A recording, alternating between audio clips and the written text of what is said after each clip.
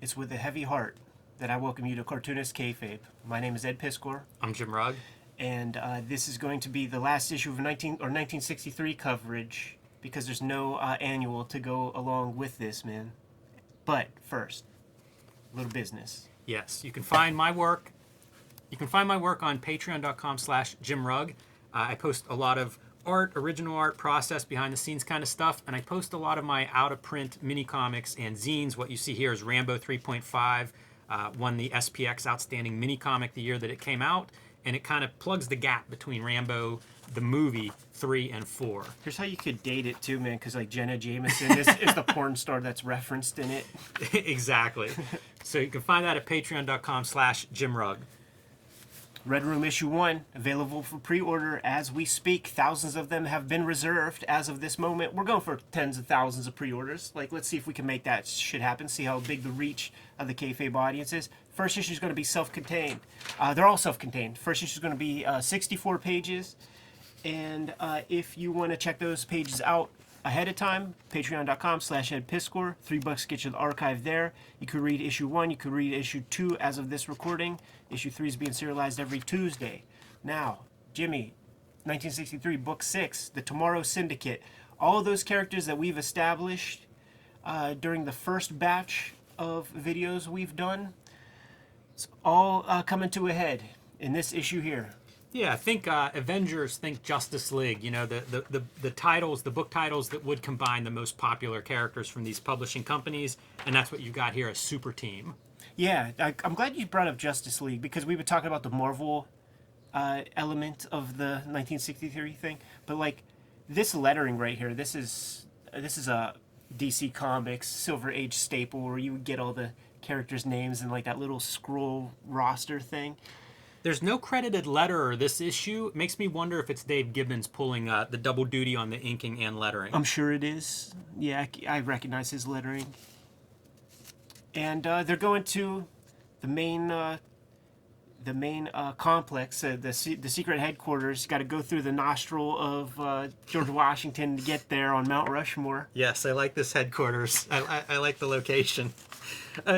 Tad impractical. You know, you're probably, if there's a threat in New York or somewhere, you're a little bit out of the way, but nevertheless, pretty cool. That's what their space vehicles are for. So this issue is to get all those characters that we established earlier. Let's get them all in the mix and see how they interact with one another, and it's real fun. You see N-Man's dynamic with Hypernaut. Yes, and just the way he feels about the planet from Mystery Incorporated. It's a Hulk versus Thing. Yeah, with totally. all Steve said, "I love you," but with all the H-Man stuff you talk about, like this is the Hulk Thing dynamic. Yeah, for sure. Some really fun drawing too. Starting with panel 1, I think USA like flipping into the compound, very small, you can easily miss it. That's really fun. But then N-Man's reflection in Hypernaut's like sphere head thing, cool detail. And there's quite a few of those. You know, like this group shot, everybody's kind of moving around and animated. Really like that part. Yeah, and like the Marvel Comics, like. Fury, he's not a part of the Avengers, man, so they get him in here a little bit, and he'll factor in a touch later when he sees all the superheroes heading out of the city. How about that pose, man? That's a good one. How about the cutaway? I love the cutaways. Rick Veitch is a master at the cutaway, man. Such a fun panel, and such a fun, you know, like, I just think fun comics when I see the cutaways. Especially the headquarters shots. You used to see those in like Silver Age Marvels, or the Batcave in DC, or the Fortress of Solitude. Like any of those things that showed like the kind of inner diagrammatic parts. Always loved that. Feels like Silver Age staple. That kind of thing. We should have more cutaways. Jim, there's a little bit of. Am I getting ahead of myself? There's a little bit of radiation or something in Manhattan. That comes later. Not getting ahead of yourself at all. That's exactly what's going on. Well, they start with the weapons, but those weapons are giving off some kind of radiation, and that's what they trace back to Manhattan. It's the high-tech weapons that Fury got from Voidoid. This is so good because this is our allusions to like Rob Liefeld guns and stuff. Yes, yeah, that's exactly right. Yes, I love their flying ship. Like once they decide they're gonna take off, they have these little green capsules, and like you can see it really good in this shot, the perspective of this ship. I think that's really cool. And even the characterization of like N-Man is this big dude. So you can see he's all like curled, his knees are up against this chest to fit into that little capsule. I think that's a cool vehicle design. So there's some radiation going down in Manhattan, some stuff that's very atypical. They got to check it out. Going below the city streets. They shrink up, and this is so cool. This is like that great comic book science stuff of the Silver Age. They shrink up so much that they start to fall in between the molecules of the sidewalk. That's what you're looking at right there. Exactly. That's a fun piece. And they end up in the sort of threshold of Mystery Incorporated's building. Man, you could see that there's been some issues there. Maybe some of the scuffle from issue 1 of 1963. Anyhow. Exactly. Yes. Mystery Incorporated no longer with us, but our Avengers crew showing up to assess the situation. Yeah, to figure out like what happened to them. They this is part of the Mystery Mile, so it's a little bit outside of the Mystery Inc. headquarters. But once they see the insignia, they realize that's where they're at. And by the way, N-Man has to get his shots in with the planet. Like, oh, is this what the planet works out with? Yeah, lifting it up with one hand. It was established in that first issue. There was that sort of porthole that can go to other dimensions, and there was that guy that came through, was walking backwards, and it was discovered that that was just like a time paradox. You were watching something happen in rewind mode rather than this guy just doing like a moonwalk. Yeah, and good that Rick Veitch handled both of these stories, because he can pull in some of the same visual motifs that we saw in Mystery Incorporated. Yeah. That collage, that Kirby collage homage. You almost can't wait for them to just hop in there and see what the heck happens, right? You know what? Go back one page. It's worth calling Brilliant. out the ad, because this is famous ad layouts there, usually for an artist and maybe even Norman Rockwell sitting at the top of it in some cases. In this case, it's Rick Veitch plugging his self-published Roaring Rick's Rare Bit Fiends, which is Dream Comics. But nice to see this stuff. And I like that the artists who create this series get to plug their stuff throughout. You know, one of the benefits of Image and creator-owned comics, we may take that for granted at this point.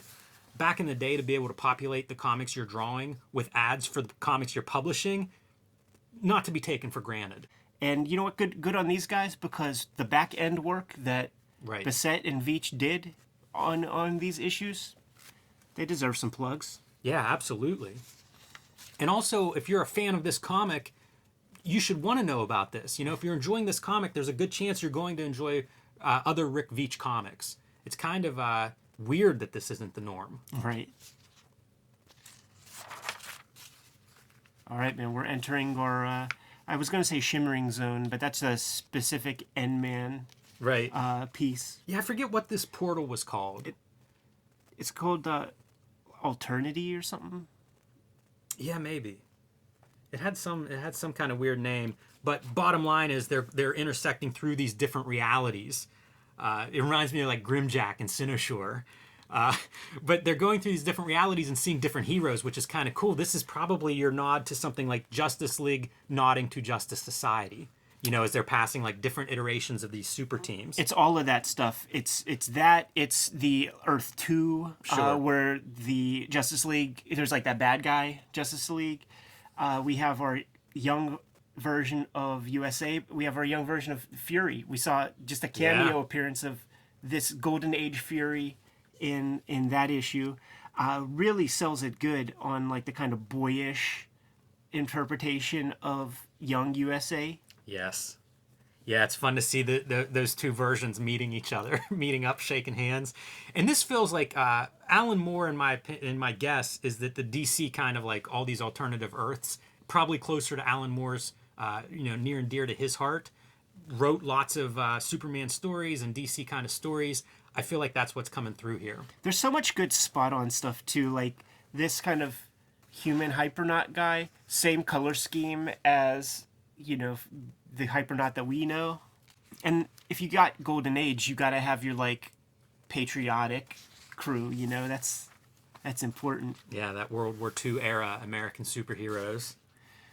And I guess this is like our Legion of Superheroes type stuff, these kind of generic, like when you have a team of 1,000 characters, your bouncing boy costume ain't gonna be that interesting looking. You know, it's gonna be this kind of It reminds me of rearrange some the shapes. the Brennan McCarthy character.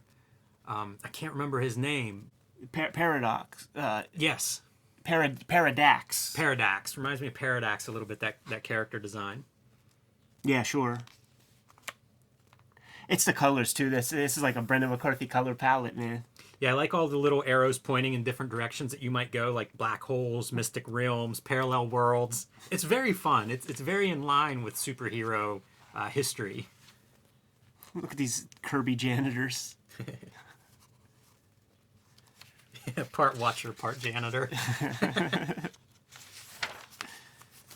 All right, man. They're going through that alternity space, and when they spit back out into this version of Earth, some things have changed. Yeah, something is not right with Mount Rushmore headquarters. Yes, which now adorns the heads of Al Capone, John Wilkes Booth, Benedict Arnold, and Billy the Kid.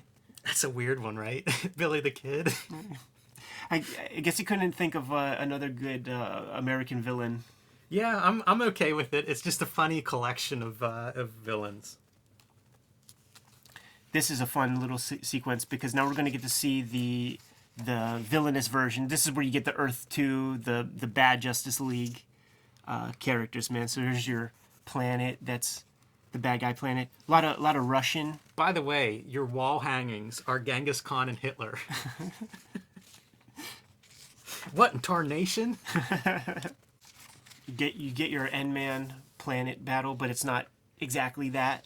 Yeah, there's a lot of characters going on here. I mean, we've seen it throughout 1963. It's one of the charms of this series, but man, it's on display this issue. Does this image of Hypernaut, like, isn't there something in Ronin where there's a big face like this and it's hatched very similarly? Yeah, I think you're right. Yeah. On a TV screen? It looked so familiar, and I didn't make that connection until you said it. But yeah, I think that's exactly where I know it from. And it's like, are those wires in the head, or is that like maggots? I love it. It's a brain texture at a glance from a distance, out of the corner of your eye, and then you look closer and right, what are we seeing there? Yeah, mealworms. So the idea was they all faced the villainous version of themselves, except for Hypernaut. So you flip the page, and boom, there's your villainous. Love the Hypernaut. scale of them evading its pinchers, because when you look up there and see how tiny it is, and then that panel of you can see their car big enough, it makes those pinchers so big you can't even see them all in one panel. Right, and I mean that's Mount Rushmore right there, man. So yeah, that's a great Hypernaut. They're not going to be in that alternate reality for too long. They're going to split. Yeah, they find like a black hole opens up in the middle of his forehead, and that's what they travel through. So then we have to visit, Commandy issue 1. What caused this? I don't know. And you see the newspaper, Cuban Missile Crisis, Soviets call Kennedy's bluff.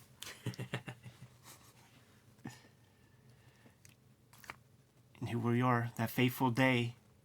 But things are still a little different. It's not exactly the 1963 that we know in our time span. Yeah, not by any stretch. When we get the close up, you realize it's really a different world. Bugs crawling out of people's eyes. with this like they love you bimbo thing with the president with the little bear, that has to be a little bit of cutting promos on Ronald Reagan, right? The Bonzo movies. Maybe. I guess He's the only other president that was in something with it was a monkey, not a bear. Look at the Lee Harvey Oswald masks on bystanders. Yeah, all of them. And then you have your like Nazi assassins with like crazy garb on. Yeah, it's bizarre.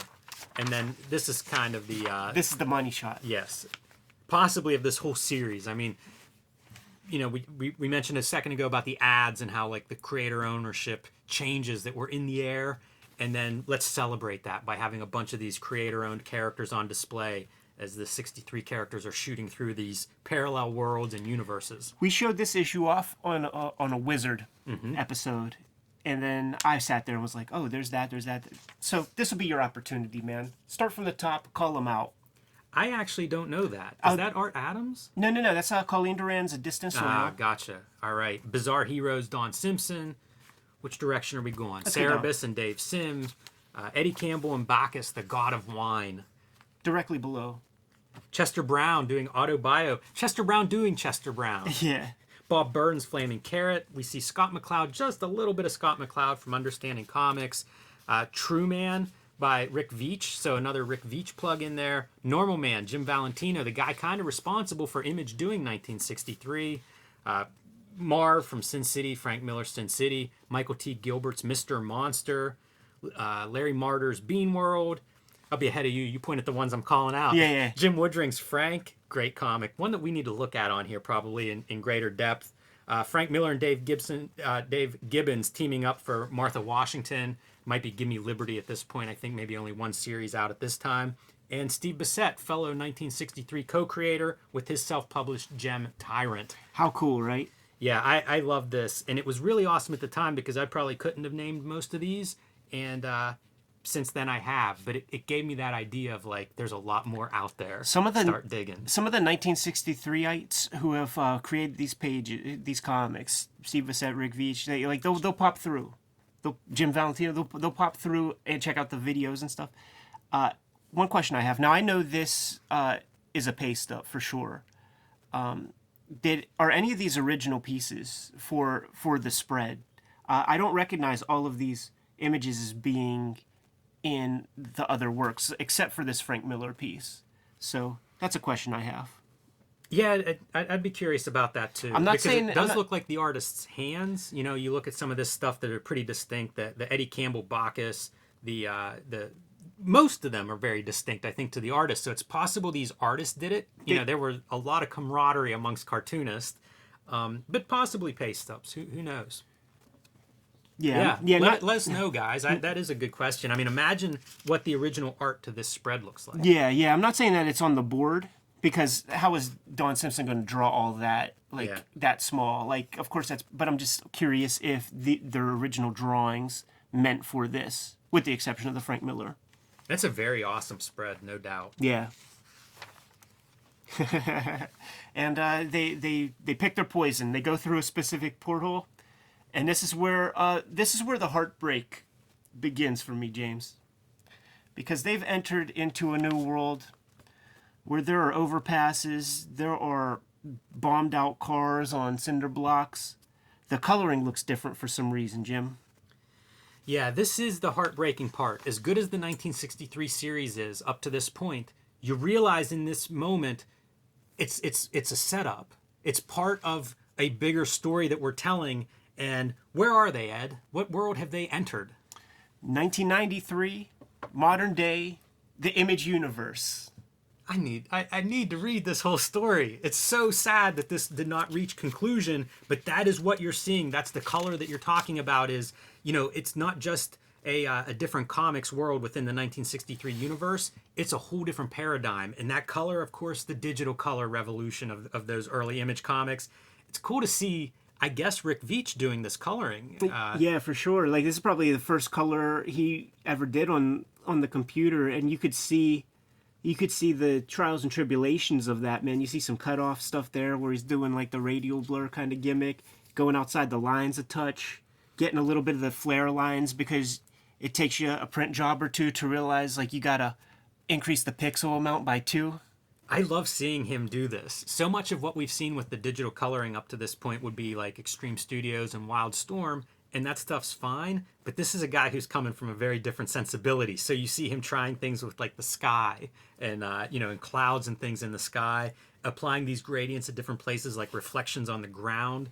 There's just a lot of, a very innovative visual artist now trying this different tool to approximate and in some weird ways critique this new direction that comics coloring was going. Man, I wanted a whole book of that kind of thing. I know. And here we go. We're being reintroduced to a character that we saw in book 1. An archer.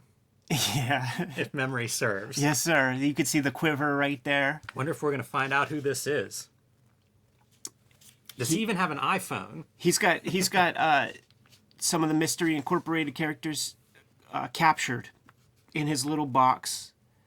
we see this beefy ass back as he's taking off the mask, and you could see some bows back there. So it's clearly, you know, his craft, his vehicle. And here's the greatest reveal and the biggest heartbreak of 1990s comics. Even the dialogue feels like it's set up for the heartbreak. This is where things start to get interesting. And of The course, end. I have chills looking at it, man. Of course, this is Shaft, Rob Liefeld's character from Youngblood. Rick Veitch even doing the little worm hairs at the front of like the mask, the little headpiece, the little headgear that those Gambit type characters were all wearing. The same kind of fiery hair. You see the Image characters in the back there on the TVs, man. Savage Dragon, Spawn, Void, mixed with, you know, Fury. Look at those, like, Rick Veitch is cutting promos. Look at these traps. Yeah, something's wrong with Shaft's shoulder. Look at these traps, It's baby. muscles on muscles, as sometimes they say. This is Megaton Man. Like, he learned a couple things looking at Dandy Don Simpson. This is right before the WWF goes to steroid trials. Right. Yeah, it's incredible. Here's something weird. No images of Cyberforce in the background. No mention of Cyberforce in the plugs there. Somebody throwing shade towards Top Cow with this interesting. page. Yeah, interesting. They're still part of the fold at this time. It's I don't know why they're absent. It's a little bit conspicuous in their absence. So here's what they're hawking in the Arrow. Get down to your corner store, blah, blah, blah. Reserve your copy of the Double Image 80-page giant to witness our superhuman 1963 stalwarts in their struggle with Spawn, Wildcats, Shadowhawk, Youngblood, Savage Dragon, and Supreme. And I think it was established that what was going to happen was Rick Veitch and like Bissett and those guys were going to draw the 1963 characters. Jim Lee was going to be the guy drawing the modern day Image characters. Yeah, I would love to see it. And just I can't even imagine exactly what Alan Moore had in mind story-wise. Like, all of it is a mystery that it's just heartbreaking to see Shaft saying this is when it gets interesting, because it sure does. I enjoyed 1963 up to this point. It's really a cool cast of characters, and now suddenly you're going to drop them into the meat grinder of the early 90s Image universe. Wow. That sounds like exactly what I want to read. How does this not happen? This is one of those great examples, and you know, people hit us up with suggestions for the videos and stuff, and I'm talking about production things. And you know what? Sounds like a lot of work. The more pieces to the machine that you bring into this situation, the less incentive there's almost to do it. Like it's almost too much, you know. And as they bring these characters to the modern day, now you got to deal with the copyright stuff with all of those guys. And you think McFarlane's going to want Spawn to look like a punk at all? We know how proprietary Eric Larson is with his Savage Dragon. It looks good on paper, like literally looks good on paper. For the creatives involved, I think it would have been a fucking nightmare, probably every step of the way. It very well may have. I don't know that I've ever heard a story about what exactly went wrong. Yeah. You know, I know there are stories of Moore having some pages written, and I don't know if it just didn't get drawn, if that was like, you know, hey Jim Lee, draw the first batch and I'll keep writing, or I don't know. There wasn't like a big public blow up as to like what happened. It just didn't happen. Yeah. Yeah, it's one of those mysteries, and comics are full of these things where you find ads for comics. Frank Miller's Doctor Strange, you know, ads ran in Marvel Comics, but no comic.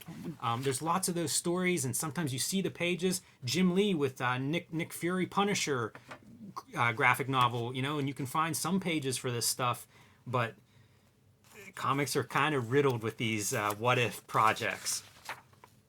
Let's take a look at a couple Golden Age covers to round things out, and then the craziest Steve Bissett ad I've ever seen in my life.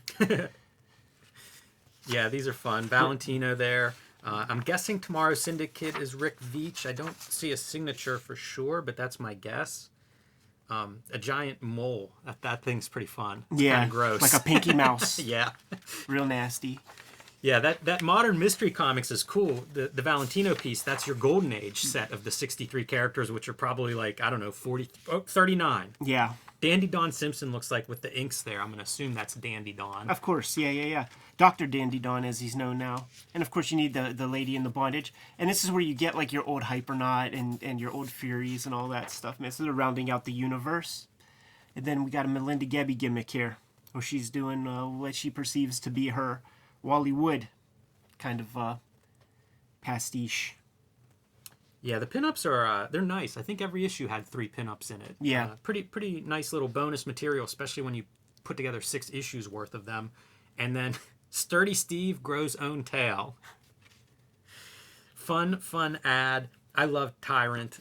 We've talked about that on Wizard videos. I don't think we've done a dedicated Tyrant video. We will. But that was one of those early creator-owned series that just blew my mind. Planted the ideas of self-publishing, of being able to control the entire package, was just a huge piece for me. It was one of the few comics that I could show my art teachers, and they had nothing critical to say. Yeah, and once again, one of the great kind of unfinished comics projects, because the way that thing was being sold was you're going to get the full life story of this Tyrannosaurus Rex from birth to death, and I think the little fucker popped out the egg issue 3. Yes.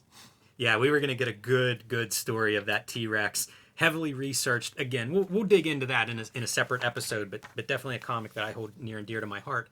Ed, do you know anything about this ad? I don't. Like, this puzzled me so much. 1963 and a half, Paul Mavrides, Alex Cox, Dick Rude. But coming from Kitchen Sink Press, like, I don't know what I'm looking at all. There was text stuff. There's this panel, where we even get a plug for this, Uh-huh. but I don't know what it is either. I've never seen it. I can't tell you if this is a real comic book or, total kayfabe. Mavrides' name is referenced in the text stuff, but I have to be in a particular mindset to read all of that. Affable Owl, where Yes. he uses D's to begin every word and every sentence for whole paragraphs, and I didn't dig deep into it, so hopefully somebody out there can illuminate this for us a touch. That's an aggressive ad, the comic they don't want you to read. So much so that I don't know if it exists. Right. Mission accomplished, guys. Super fun. It's with a heavy heart that we have to say that this is our last 1963 issue, unless some miracle annual shows up in our doorstep or something like that at some point in the future. It's an incredible series. Like as a historic comic, it was really amazing whenever it came out. I feel like it's equally so now. I love these comics that hold up. 30 years later, they're still a revelation to look into, and maybe even more interesting now with history's perspective on top of it. It's shocking to think that it's half of a kind of a concept, that we only end up with this 1963 half, but it's still just a remarkable series. Production, a lot of unique characters created by 3 giants of comics history. So pretty great. And from a time period, that speculator boom, kind of the tail end of the speculator boom, so at least a lot of these were printed. We're not going to get a reprint or a collection anytime soon, but you can still track down most of these comics. Well said, man. I think that's a good place to leave it. Kayfabers, like, follow, subscribe to the YouTube channel. Hit the bell. We'll notify you when new vids are available. Jim, what you got? Patreon.com/JimRugg. You can find original art, process posts, Q&As, and some of my out-of-print mini comics and zines. Patreon.com/JimRugg. Red Room is hitting the stores in May. Pre-order your copies today. Get your stores on the train to order a bunch of copies as well. If you want to read the comics right at this moment, you could hit up my Patreon, patreon.com/EdPiskor. 2 issues are up there. $3 for the archive. New strips every Tuesday. Subscribe to the Cartoonist Kayfabe e-newsletter at the links below this video to keep up with everything we have going on. May will be here before you know it. So subscribe to the Cartoonist Kayfabe e-newsletter. Links below this video. You can also find Cartoonist Kayfabe t-shirts and merchandise at the links below this video. Jimmy, give him one more set of marching orders. We're going to be on our way, dude. Read more comics.